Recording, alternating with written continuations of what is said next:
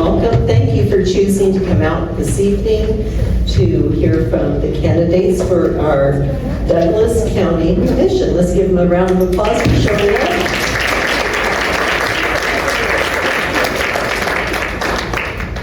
Okay, welcome. My name is Kelly Wall. I'm the chapter leader of Women for Kansas. And I'll just read you a little bit about Women for Kansas. So if you're not familiar, our mission statement is to recruit, motivate, and educate women and all Kansans to actively participate in the process. Excuse me. Things need to get in their place. All right. To recruit, motivate, and educate women and all Kansans to actively participate in the process of electing moderates to public office who will advocate for moderate policies. And as a background, I will just let you know that Women for Kansas began during the Brownback era. And we're still fighting the fight. Our legislative priorities are a fair, progressive tax system that adequately funds public services, a court system free from political influence, equal rights for all, reproductive rights and bodily autonomy, separation of church and state, advocacy of health care as a human right, stronger laws to prevent gun violence. We stand with Moms Demand Action. Preservation of excellence in public schools and higher education. Recognition of and support for the arts as vital to our quality of life. And protection of our environment and the ecosystems against avoidable degradation. So if those priorities align with yours, I invite you to sign our sign-up sheet in the back to get on our email list, to be notified of future programs. Our website, womenforkansas.org, has more information. We have a YouTube channel that previous programs are saved on. Tonight's program will be recorded, and it will be posted to our YouTube channel in a day or two, as well as on our Facebook page. We also have a lot of information in the back on the front table for Vote No. This is a big priority for Women for Kansas. We feel that the constitutional amendment, which will be on the August 4th ballot, is of the highest priority for people to understand. We have information about it, but we have joined with a group of about 16 organizations around the state with a group called KUIC.org. We support them, and we're getting out information about Vote No on the constitutional amendment, about how our state Supreme Court justices end up on our state Supreme Court. Right now they're vetted, and there's a lot of information about how it's a stringent policy of a process of how to get through that. And if it went to an election, they would have to run campaigns. There would not be the vetting process, and it's an invitation for big money to get into our courts and influence our courts. That's the bottom line. We have a lot of information about it, but I invite you to look into that if you haven't already. We've got some buttons, palm cards, bumper stickers, handouts. I have 2 yard signs left. We have given out a lot of yard signs, but we can try and get some more if you're interested. We have postcards that show you how to donate to our PAC, because anything to do with the politics, needs to be through a PAC. And so Women for Kansas formed a PAC this summer, and I invite you to pick up a postcard and look at that. We just operate on petty cash as well, so we have your little donation jar out, and I thank everyone who's ever donated to us. One final announcement, and we'll get to our forum. Women for Kansas has formed a democracy book club. And we're taking the summer off, but normally we meet monthly, the final Wednesday of the month. So the next time we're going to meet will be Wednesday, August 26th. At space 525, it's next to Two Lejeune, over on 525 Wakarusa Drive. A Zoom option is also available, so if you're not able to attend, you can be involved by Zoom. And summer recommendations for books to be reading are on Mindful Democracy by Jeremy David Engel. He was at Raven Bookstore earlier this summer for a book signing. And on Freedom by Timothy Snyder. So we invite you to participate in that way, and I thank the book club members I see out in the audience for being here tonight.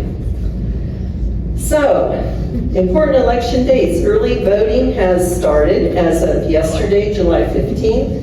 Mail-in ballots should have been mailed out starting yesterday. If you know anyone who does vote by mail-in ballot, it's highly recommended that they drop them off at the elections office or a drop-off box, because we no longer have a 3-day grace period for those ballots to be turned into the elections office. And the elections office is at 711 West 23rd Street across from Checkers. Women for Kansas has recorded interviews on our YouTube channel on womenforkansas.org of many of the candidates that will be on your ballot. Cindy Holscher for governor, Ethan Corson for governor, Chris Mann for attorney general, Jennifer Day, Secretary of State, if you haven't looked into that race. That's a very important race about our elections. Dinah Sykes, Insurance Commissioner, and there's been a survey put out for candidates who are not incumbents to fill out, so you can learn more about them, and that's all on our womenforkansas.org website. So, introductions for tonight. We have county commission candidates for 3 of the 5 districts in our county. District 1, we have Incumbent Patrick Kelly facing Milton Scott in the primary. They're both running as Democrats with no Republican candidates running, so the primary will decide this election. In District 4, we have Incumbent Gene Dorsey running against Ethan Spurling. Again, both Democrats with no Republican opposition, so the primary will also decide their election. And in District 5, we have Erica Anderson as incumbent, and she'll be facing Kirsten Kuhn, running on the Libertarian ticket, and so the general election on November 3rd will decide that race. So, our moderator tonight is Courtney Shipley. Courtney served as Lawrence City Commissioner from 2019 to 2023, including a term as mayor, making her the first Latina mayor of Lawrence. She has also served as chair of the Lawrence Association of Neighborhoods and served on the city's Board of Zoning Appeals, as well as the advisory board for the Transient Guest Tax Grant Program, and the boards of Lawrence Preservation Alliance, the Friends of Oak Hill Cemetery, and the Lawrence Sister Cities Board. We have a timer. Deb Umberger, one of our members, is doing the timing tonight. So Courtney will announce to the candidates how much time you have for your answer. And Deb has a sign she can hold up to let you know when you've run out of your time. And it will be recorded again by Jerry Jost. Okay. Do the candidates have any questions before we begin? Okay. Please be comfortable and let us thank you for your dedication to even run for public office and serve our community. Thank you all for showing up.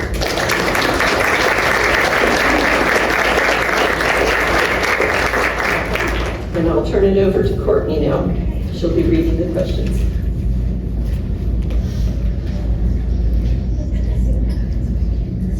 Killing myself. Oh, hi everyone. Thank you again so much for being here. Thank you to the candidates for being here. I don't want to waste too much time so they have more time to speak.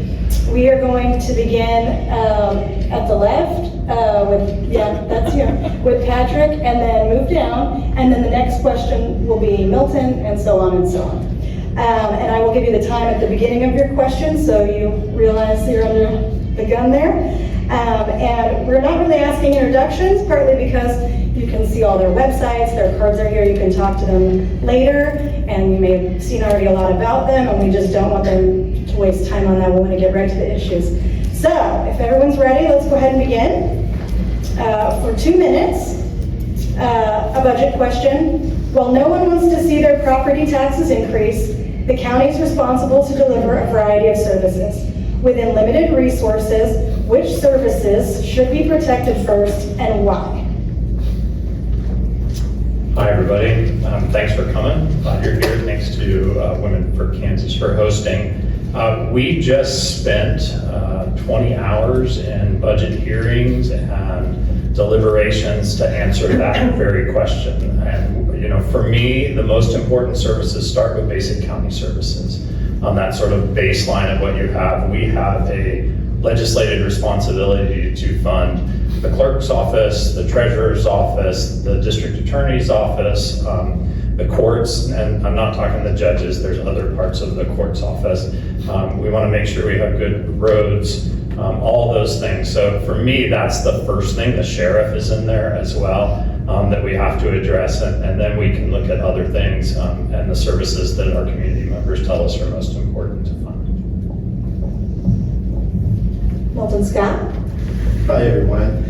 I think the mental health capacity, I think we need to be able to provide that resource for our community. And then I think we should also look at ways that we can do a consortium with other providers in the community. And then looking at how we can manage it and then get the expectation. Are we getting what we want out of that, or is the community getting what we spend in that particular area? So I think we can do more by managing and send more oversight and accountability. And I think that's what you all want. Is it working? And if it's not, what can we do differently? And if it's working, are there ways for them to become self-sufficient and we can use the resources for another entity? So I think as we see individuals in the community needing that help, I think we need to make sure that we do have that basic help. Infrastructure is important as well, and especially in the county. So I think if we want to keep something, mental health issue is so important. As we see as children, the kids in the school district, they're setting up some avenues there. So we need to be looking at a holistic in our families as they struggle, because it is a struggle out there. As a single parent, I raise my kids here, and we utilize a lot of those resources. So I think I want to make sure that we continue providing that services. Gene Dorsey? I think Patrick summed up pretty well the priorities that we set when we do budgeting. One little area of conflict is, in many cases, a lot of needs are within the city of Lawrence versus the county. So we always have this conflict of county people paying property taxes for services to residents of the city of Lawrence. That's kind of a give and take issue. One item that I recall recently where we got into discussion on that is the tenant's right to counsel. Most of the evictions in Douglas County occur in the city of Lawrence. So we had a robust discussion on that.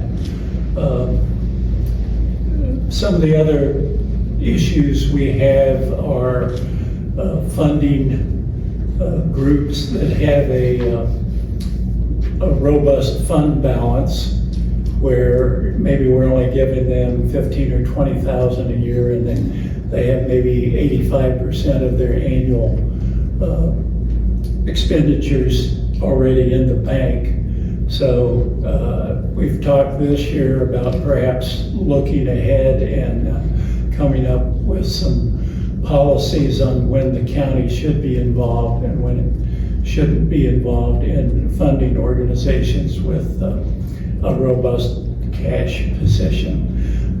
There's always worthwhile organizations to fund, and part of this 20 hours or so we just spent was trying to balance the needs of all the organizations. Thanks. Ethan Spurling.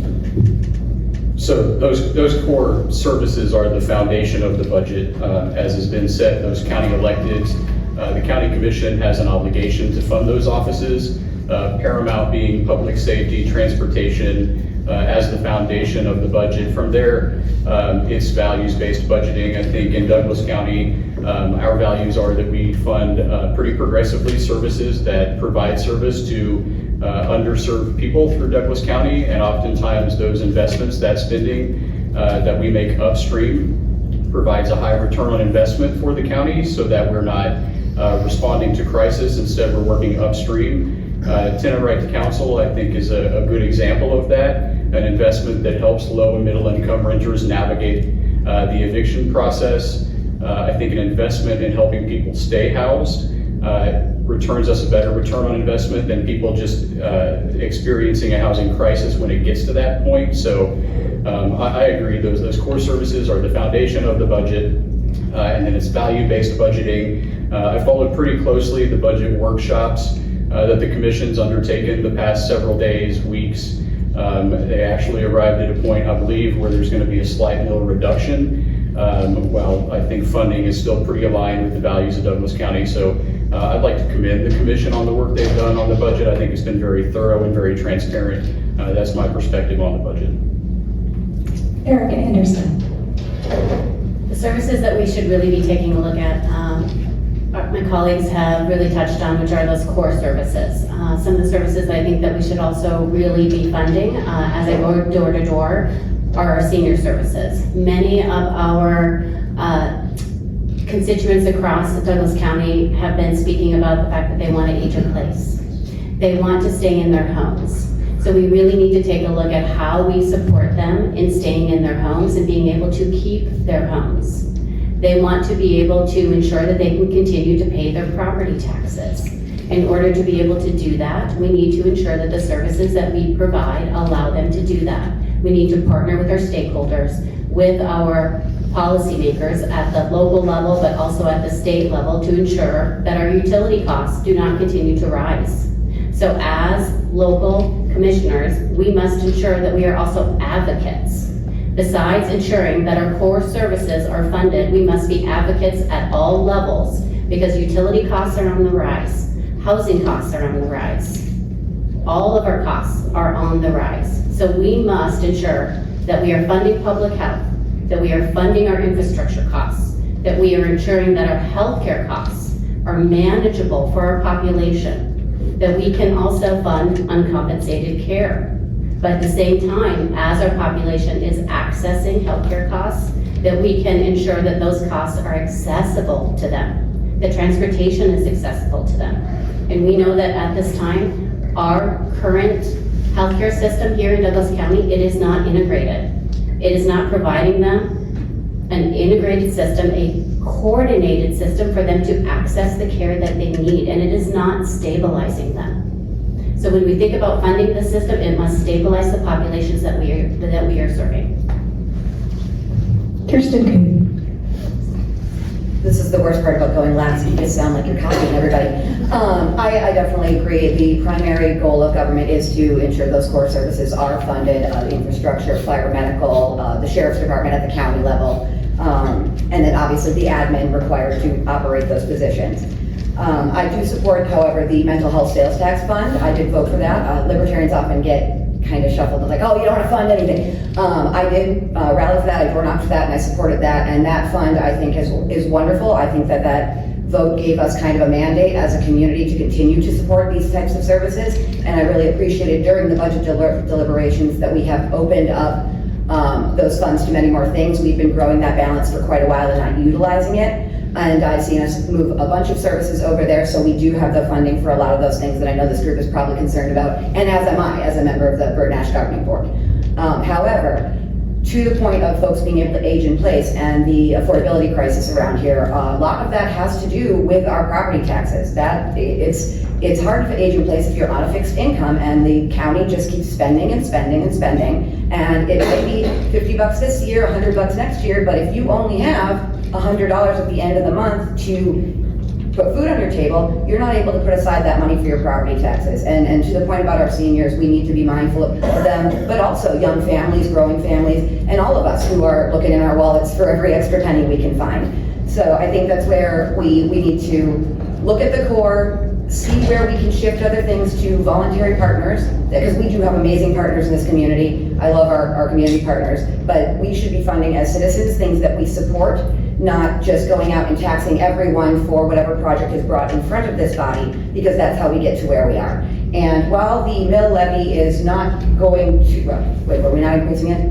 I think it went down a little bit, but we're all still going to see, it won't be a funding reduction on most everybody's bill. You're going to pay more in property taxes, even with the reduced budget that is being proposed right now. So hard decisions have to be made, and it's not fun, but we have to do it. Thank you all. The next question, this will go to Milton. This is just a 1-minute response. Transparency. What is your stance on NDAs, non-disclosure agreements, in economic development efforts, and why?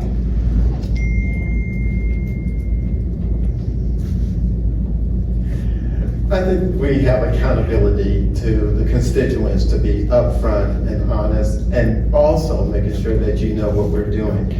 There's no reason for us to be doing anything undermining in the back door, in the back rooms, or doing anything of that nature.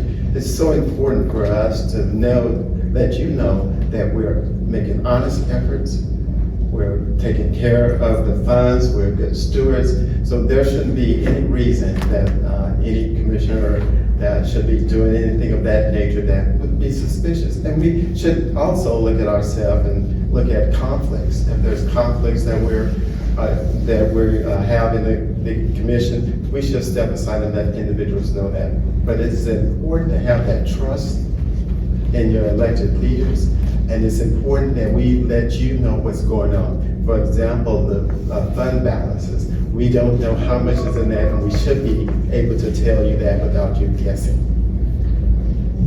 Gene Dorsey. I don't believe elected officials should be signing NDAs. I'm not real sure that any staff workers should be signing NDAs either. Thanks. Thanks, Spurling. Yeah, I agree. NDAs are inherently not transparent.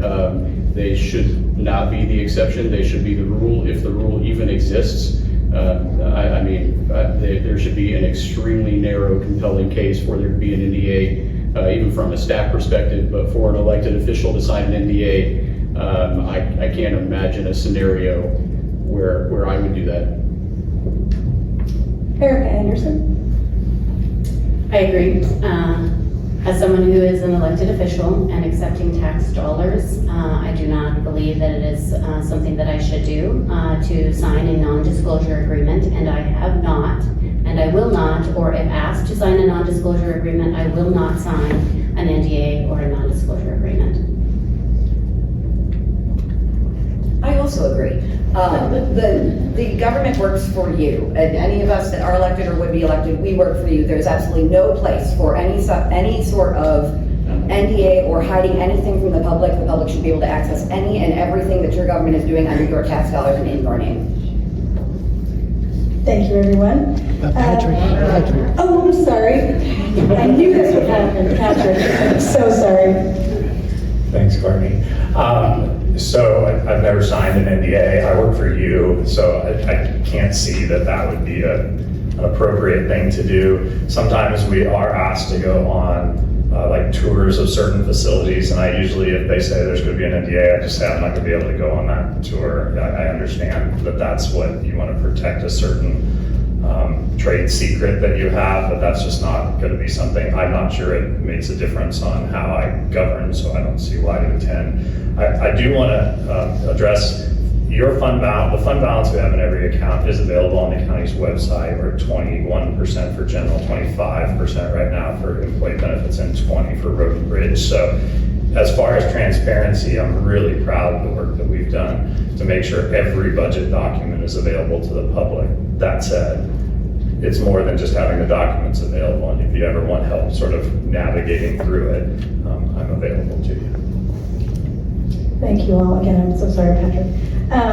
Our third question, we'll start with Gene Dorsey at 2 minutes. Annexation and data centers. What measures would you support to ensure that construction of large-scale data centers does not negatively impact local communities, our utilities, and the environment? Well, as you know, or maybe you don't know, the city passed a 2-year moratorium on data centers the other night. We brought this up at our meeting last night. Part of our zoning and planning codes, 12-304-2 covers listed uses. So the county works a little bit different than the city. So if data centers is not a listed use, then the zoning director has the ability to find a similar use. In the case of data centers, there is no similar use. So then what we do is we start developing and initiate a text amendment to describe the processes for doing this. And I think you'll remember back 2 or 3 years ago when wind turbines were a big issue. That was developed over a year or 18 months. And also with solar installations. So the data centers would follow the same policy. So in effect, there's a total moratorium in Douglas County for a minimum of 2 years, maybe more. I don't support the large data centers. Some of you may know there's already 4 data centers in the city of Lawrence. LMH has one, KUIP has one. There's a couple in other areas of the University of Kansas. These are small, a fifth the size of this room. So they do exist, and we are coexisting okay with these little ones. Ethan Spurling? Yeah, I like this question a lot. So what I would do on the county commission to protect the county from the negative impacts of these data centers, particularly the large-scale data centers, is simply not support them.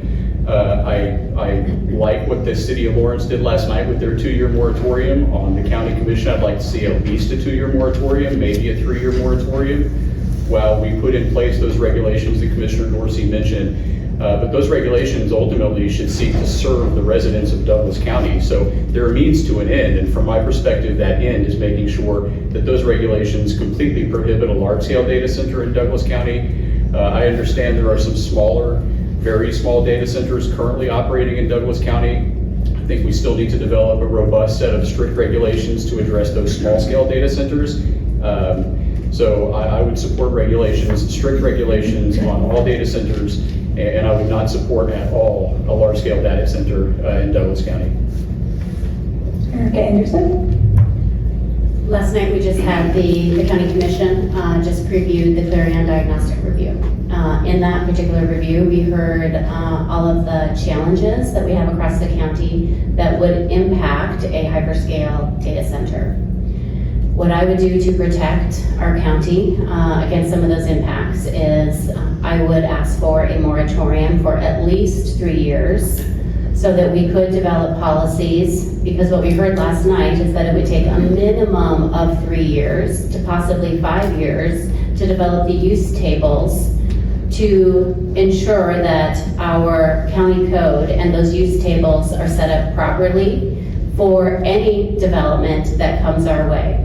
So we would have to ensure that we have those community conversations across the entire county to develop the right use tables for when anyone does come to the county and wants to bring any sort of projects to us.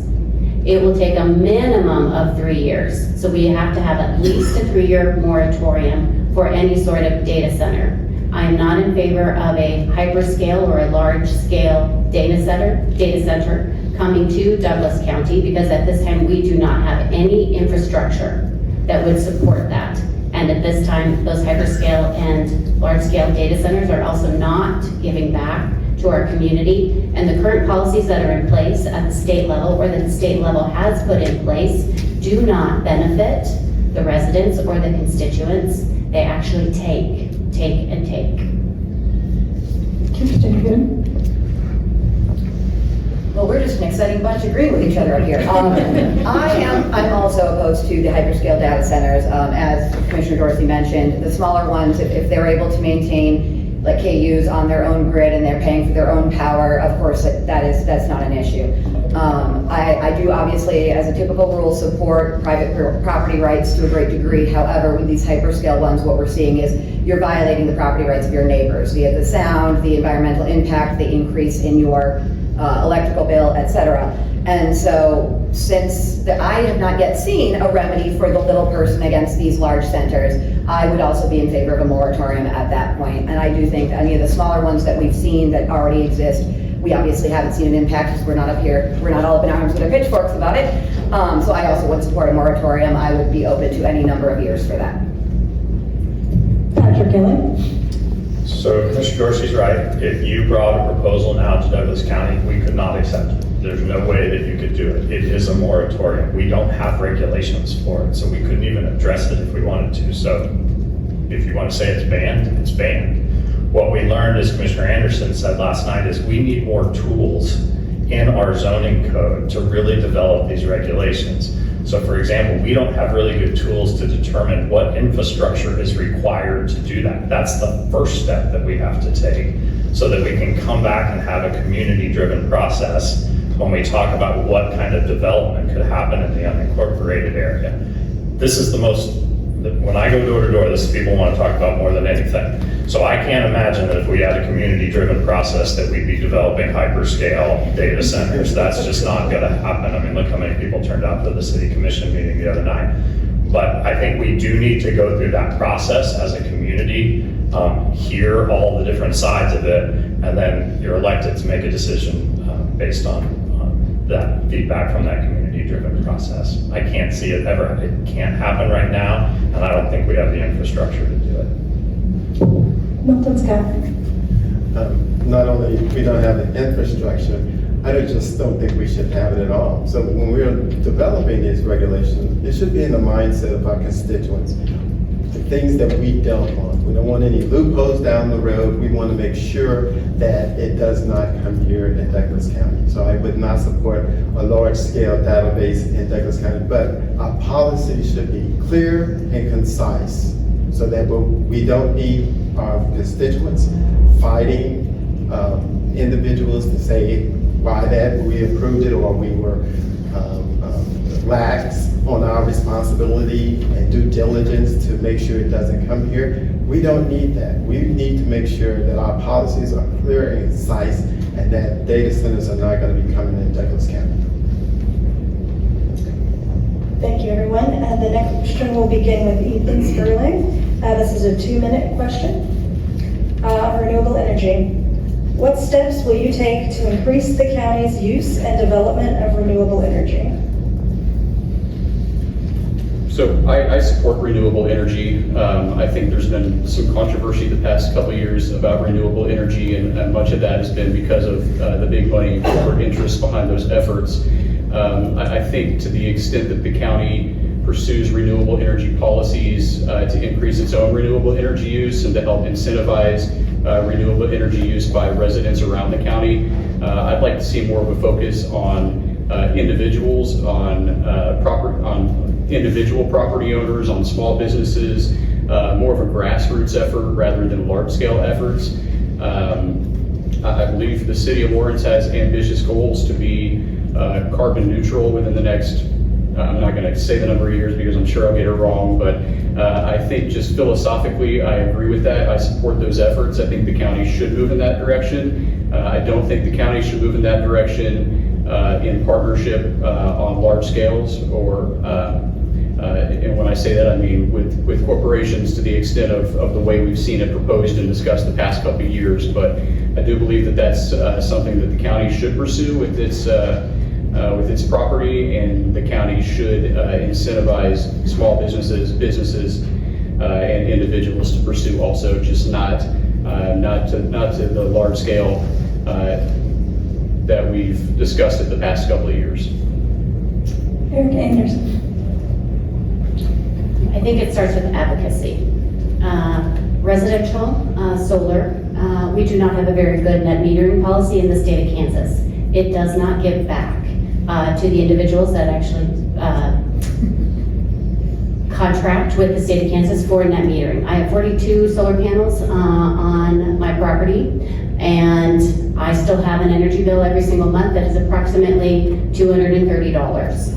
And we sell back every single day back to Evergy, and still have a bill because our bill continues to go up because the KCC continues to grant the rate changes back to Evergy. So Evergy consistently decides to ask for more money because we also have the CWP, because in 2024 the CWP was passed, which means a construction work in progress. So majority of the projects that gets passed here in the state of Kansas, they get to charge that back to all of us. So we pay for a lot of those projects that are increasing our energy infrastructure. Yes, we need to increase our energy infrastructure. That is so important. We need energy. But at the same time, we're paying for all of that because the shareholders still want more money in their pockets. They don't want to pay us back for what they're actually gaining. So we need more advocacy with our policymakers at the state level and with the KCC so that we can increase what we are getting with net metering. I disagree with my colleagues. I don't think we need to incentivize anyone. I don't think the county needs to incentivize anyone to put solar anywhere. I think absolutely the chamber should probably incentivize commercial to put solar or possibly wind. But I don't think the county should. I think we need to lower your property taxes. I don't think we need to incentivize anybody or give anybody any more money. Kirsten Kuhn. To Commissioner Anderson's point about the state level and statewide energy issues, I certainly agree. But of course, we only have the purview we have as the Douglas County Commission, and we can advocate, and that's great. But the question is really about what would we do and what can we do. I also have solar panels, not quite as many, I need to up my game. But I mean, I'm in favor of anything that you can do as a property owner to lower your bills, to be more self-reliant, and to be less reliant on fossil fuels from a personal and individual standpoint, absolutely. I'm also open to any variety of ways to lower your property taxes. If there's perhaps a way we could set up a thing that you would have a certain percentage reduction if you put them in, because it does strain the grid less down the road. I'm open to those conversations. In terms of the large-scale projects that we've seen in the past, the wind, the solar, I don't love them. Again, I run up against my private property rights issue. But the issue that I have with those, specifically the wind, I don't see a large ROI on those projects, and I have concerns about the contracts we would potentially sign that I don't think cover enough for potential remediation efforts. You know, those wind towers, you know, that concrete base you've got to put in there, that's a massive base to hold those things up. And from what I've seen, I just don't think that we would be protecting our environment well enough with the proposals that I've seen in the past. So I'd be very skeptical of the large-scale projects. But of course, I am in favor of all creative solutions that, you know, we can move more renewable if we can. Patrick Kelly. I'm going to talk about this on a couple different levels. First of all, the county has a responsibility to do what it can to reduce its contribution to climate change. And so on the new Judicial Law Enforcement Center, there's solar panels on the top of that. If you go out to our new public safety building, you're going to see on-ground solar panels there. That's what we can do as a county, is really be thinking about how we can reduce our reliance on fossil fuels and energy. A couple of folks have talked about advocacy. I've been really fortunate to meet with the Big Five commissioners. So this is Wyandotte, Johnson, Shawnee, and Sedgwick County, and a group of us meet regularly, and we talk about how might we, you know, advocate for some things at the state level. We're the 5 biggest counties in Kansas, and energy has come up. I don't know that we all agree on it. You're probably not surprised that we don't agree everything on county commissioners in Sedgwick County and Douglas County, but I think that's one way we can continue to advocate it. for one, I want to make sure I've never said we should incentivize, and I consider myself one of Commissioner Anderson's colleagues, so I don't know what that was about, but you know, I think we do need to think about regulations. We want to find that balance point. While we might want more sustainable energy and the unincorporated, we might think that's a good idea. We have to think about the impacts to those people who live in those places. And that's the real tension point that happens in this conversation. Some can say, well, I really want to see way more energy, but we have to think about the impacts to the people that live close to it. That came up in our discussions about the regulations for wind energy. It came up for our regulations around solar energy. And I think that's a really important community conversation to have, is what are the things that we can do that, for example, there's not concrete piers for a solar panel in Douglas County. It's not allowed by code. You have to use a steel pier that can be pulled out. So those are some of the regulations I think are really important to find that balance. Milton Scott. I think the county should be that example. And when we are given abatements or we're given resources to our partners, we should be encouraging them to do the things that they need to do as well. But the county should be, most importantly, the example. And as far as the windmills in the county, well, my biggest thing is decommission. When these windmills are no longer in use, then it's going to be the county or the city who's going to be responsible for making sure that we clean up whatever they leave behind. And I'm kind of concerned about some of those things. But I think the biggest thing here is we should be the example when individuals, and I wouldn't incentivize it, when the individuals come before us, if they're doing things that can reduce the reliability on certain energy forms, I think we should be looking at them and saying, hey, we encourage those type of things. Gene Dorsey. We got the timer ready. I hope so. This is a hard problem. I think the solution boils down to individual efforts on an individual basis, both business and individuals. But frankly, I looked into putting solar panels on my house about a year ago. The cost was $18,000 to get it set up, and the payout was about 25 years because I'm a low energy user to begin with. I looked at it again this year, and two different companies told me it doesn't make sense economically for me to do it. I know some school districts have covered their parking lots in solar panels to provide shade for parking, and then also provide energy to run the schools. So I think things like that will help out a lot. I don't have a big answer for this. We do need to reduce our carbon output, if you will, and go to carbon neutral, but it's going to require everybody's ideas, and I don't have the solution in hand, but I know it is a problem.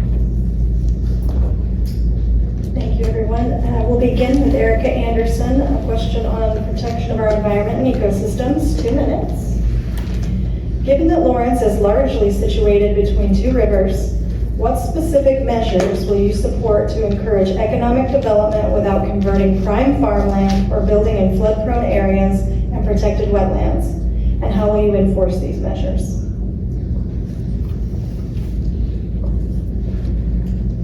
Well, currently we do have open spaces plans. We have multiple plans that currently protect our open spaces and our wetlands. So the measures that I would currently take would be to protect our spaces and to ensure that any projects that do come before us, that come before the Planning Commission, the Lawrence Douglas County Planning Commission, or any of our other city planning commissions and the Board of County Commission, that we look at those plans, that we ensure that those plans are protecting our wetlands, that they're protecting our open spaces, and that those advisory bodies, those recommending bodies have done their due diligence, that they have crossed all their T's, they have dotted all their I's, and that they have ensured that they have also consulted with the right governing bodies and regulatory bodies, whether it be the Corps of Engineers, our native stakeholders, our universities, our state regulatory bodies, whomever it is that they need to be engaging with to ensure that the projects that are coming before us are truly right for our community, and that they are also convening our community partners, so that when projects do come before us, that our community has the opportunity to weigh in on those projects. So that our community is also aware and is agreeable to what is going to go into their neighborhood, so that we're not taking away farmland that is also a part of our food system. Thank you. Kirsten Kuhn? So this is obviously a pretty challenging question and requires a lot of balance. For me personally, I do care deeply about the environment. I keep an organic garden. I don't hate none of that. But the issue is when you start making government mandates, you end up with second and third order effects that you didn't notice at first. And I'm also not a big fan, and the way I had taken this question was about the economic incentives and developments, as if it would be on us to go out and seek these things, and I don't think we should be doing that. Certainly when projects are coming before us, we need to know the impacts and what they will do. But I often find that when we have a government program, you end up having more people harmed by it than the harm that would have been caused if you hadn't tried to take action as well. Regarding the bigger wetlands, of course, I love them, I support them, and I think a lot of these, not agriculture, but the other open spaces, a good way to protect them that we've seen nationwide is private trusts can be set up to protect them, and so you don't have to worry about somebody coming in and piecemealing up the land and tearing it up. I'm not sure to how that extent, like how Baker is owned currently, but I want to bring that up as an option. What else? What am I missing? Sorry, this was a long question. Farmland and... Oh, farmland. The farmland is a deep concern. I mean, as we've discussed with data centers, we definitely need to be mindful of our farmers, their land, and it not being piecemealed up. It's hard enough to be a farmer as it is these days. And so there needs to be some way to go around this. I'm open to all solutions, but you know, it's a complex issue that we need to balance what works for everybody and everybody's rights to enjoy a healthy and clean environment, but also the people being able to own property and utilize it as they see fit. Patrick Kelly? So I served on the Lawrence Douglas County Planning Commission 6 years before I was elected to the Douglas County Commission, and I'm very familiar with this tension. We hear on one side we want more housing, we want a bigger tax base, and on the other side we need to protect what makes Douglas County special, our natural resources, our agricultural resources, our environmental resources, our cultural resources. And so each project needs to go through a process where we've already predetermined what the regulations are, and then the elected body hears about that specific request. I am convinced, and I see some people here who have done a lot of work helping me get to a position, the building in the floodplain is not a good idea. We're going to continue to see larger storms and more water, and it's a dangerous thing to do. It's a public safety issue. And I think that's something we really need to be thinking about and discouraging with our land use regulations. As far as farmland goes, I think it is finding that balance point. We want to preserve that prime farmland that's very, very valuable. And it's sometimes just in the way our community designed on the very edges of where we might grow. And so I think it's looking at each individual proposal that comes forward, sort of understanding what the values are behind it, and then making the best decision that we can based on the regulations that we have. I hate to say like never, I know I said never about floodplains, so I hate to say never, but I think it's something you have to look at with each proposal to understand very clearly what the impacts are long-term for the betterment of Douglas County. Milton Scott. I think it's important to protect the prime farmland, and also I think it's important to protect the Baker wetlands. We've done a lot of taking from individuals, and at this point, I think we need to be respectful of the environment and also what it means to the individuals in that community. So I would not be in favor of anything taken any more with the Baker wetlands or any prime farmland. We've had discussions about potential projects that's going in that particular area. We have to listen to our constituents. It's important that we have these open spaces. It's important we have this environment. So we don't have to be destroyed. We don't have to build everywhere. And that's the thing that we need to let individuals know. We appreciate our openness and our land here, and individuals just can't just develop because they have an idea.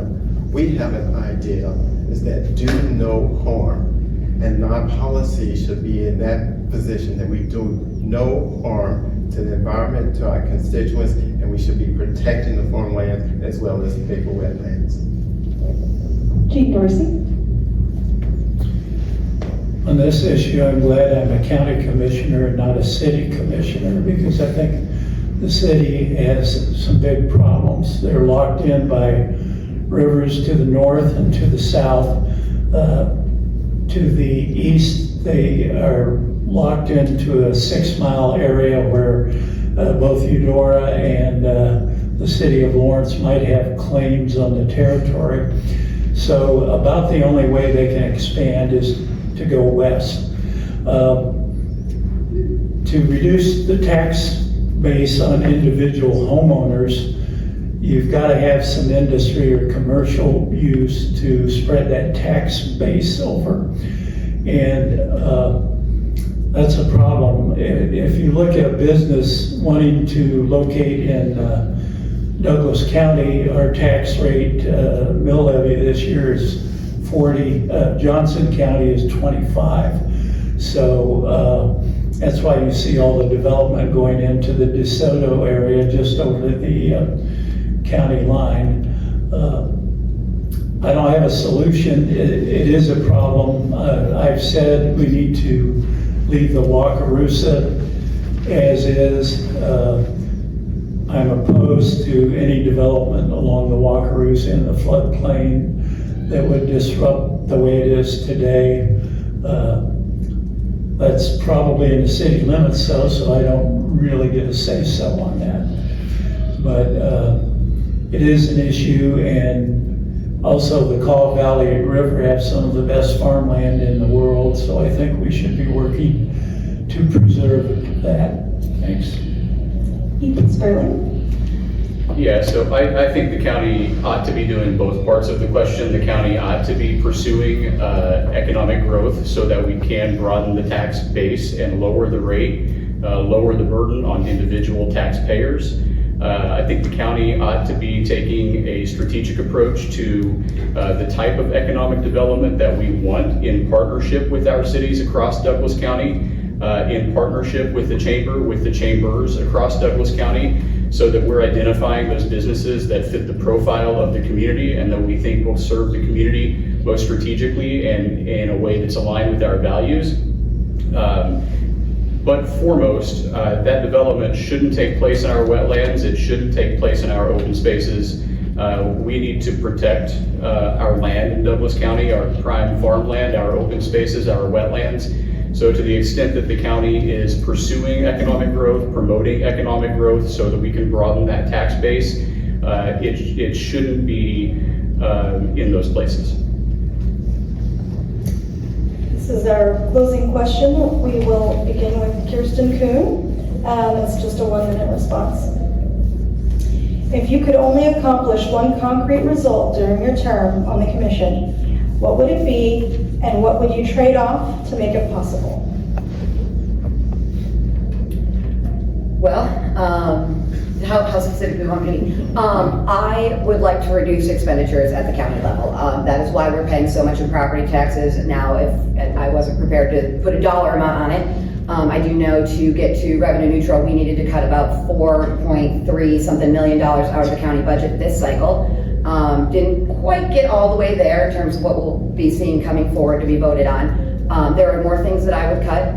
Again, still funding those core services, because if we're pricing people out of our community and if our young folks are having to leave and live elsewhere, then we're not going to have a tax base anyway. I can tell you definitively the reason I live out in rural Douglas County is because my partner and I literally couldn't afford a house in town, but we could afford 6 acres in the county. That's how unaffordable Lawrence is.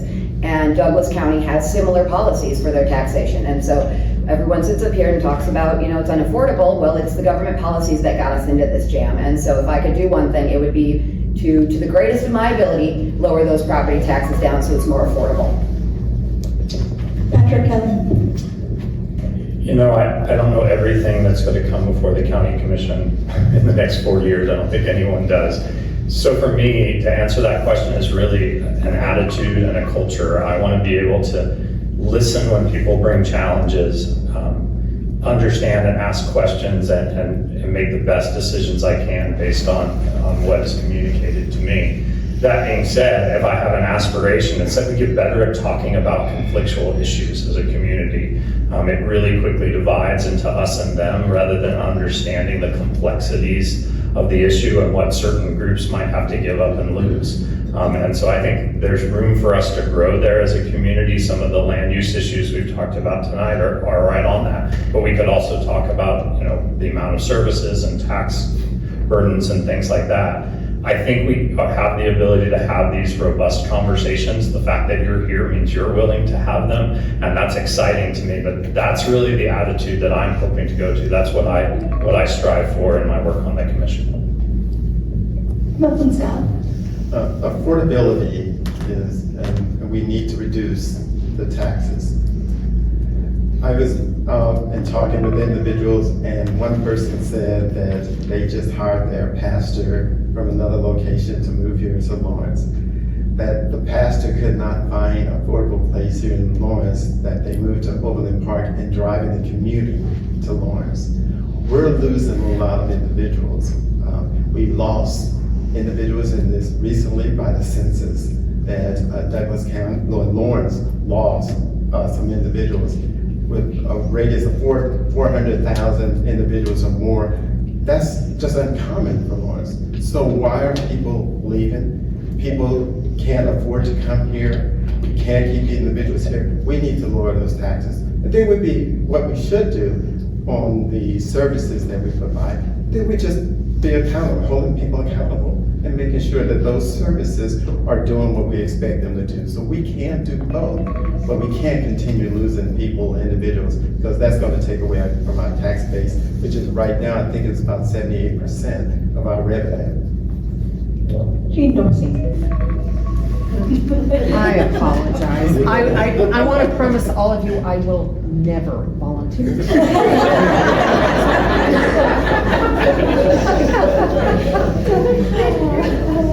Okay, we'll give it another shot. Is this a minute? Yeah. Okay. I'll bring up an unpopular issue with my fellow commissioners, and that is county commissioner's salary. Currently, we're making $54,183 per year. I think that amount should be frozen, at least for the next 2 or 3 years. Everybody's struggling to make ends meet, even with the flat or slightly reduced mill levy. Average property values are going up 4.9%, so your tax bill's going to go up.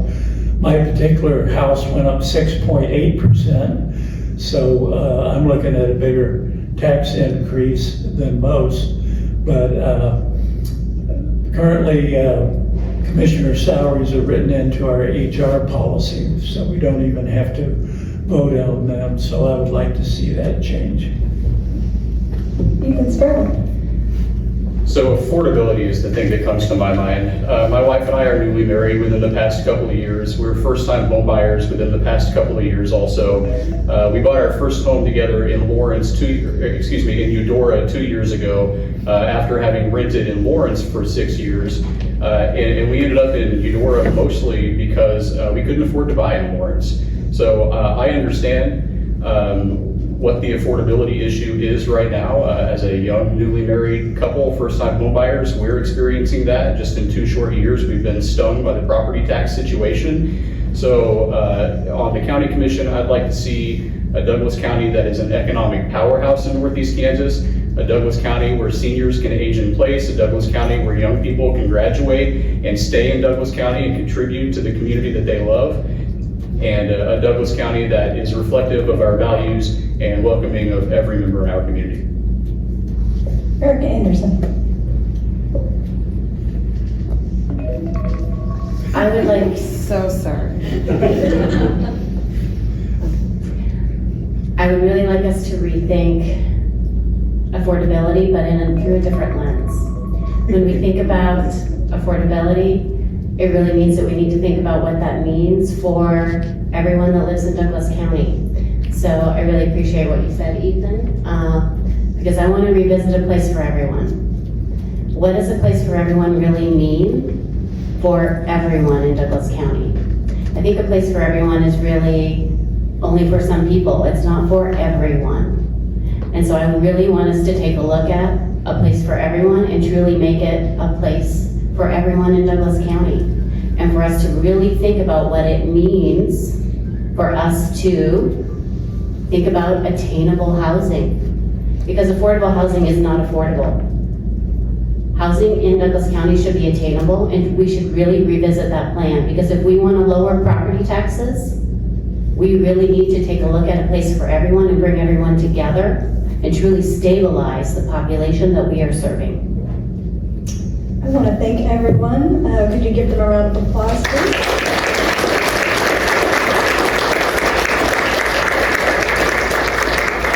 I want to thank everyone for being here and the candidates for being here.